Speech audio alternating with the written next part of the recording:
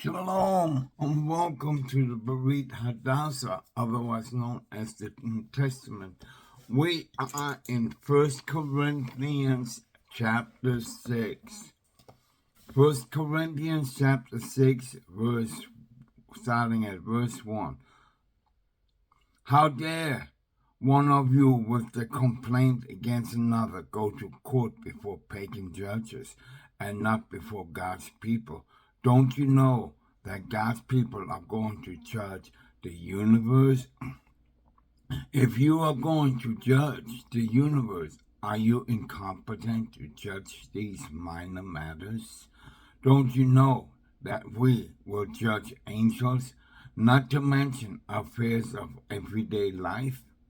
So if you require judgments about matters of everyday life, why do you put them in front of men who have no standing in the Messianic community?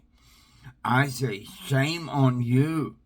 Can it be that there isn't one person among you wise enough to be able to settle a dispute between brothers?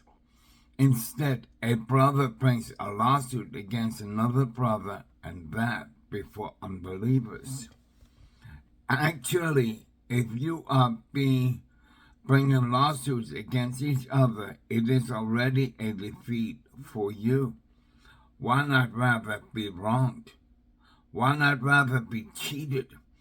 Instead, you yourselves wrong and cheat, and you do it to your own brothers? Don't you know that unrighteous people will have no share in the kingdom of God? Don't delude yourselves. People who exchange in sex before marriage, who worship idols, who engage in sex after marriage with someone other than their spouse, who engage in active or passive homosexuality, or steal, who are greedy, who get drunk, who assail people with contemptuous language, who rob. None of them will share the kingdom of God. Some of you used to do these things, but you have cleansed yourself. You have been set apart for God. You have come to be counted righteous through the power of the Lord Yeshua, the Messiah, and the Spirit of your God. You say, for me everything is permitted. Maybe. But not everything is hopeful. For me, everything is permitted, maybe. But as far as I'm concerned, I am not going to let anything gain control over me. Food is meant for the stomach, and the stomach for food. Maybe, but God will put an end to both of them. Anyhow, the body is not meant for sexual immorality, but for the Lord, and the Lord is for the body. God raises up the Lord, and he will raise us up by his power. Don't you know that your bodies are parts of the Messiah? So I am to take parts of the Messiah and make them parts of prostitute? Heaven forbid.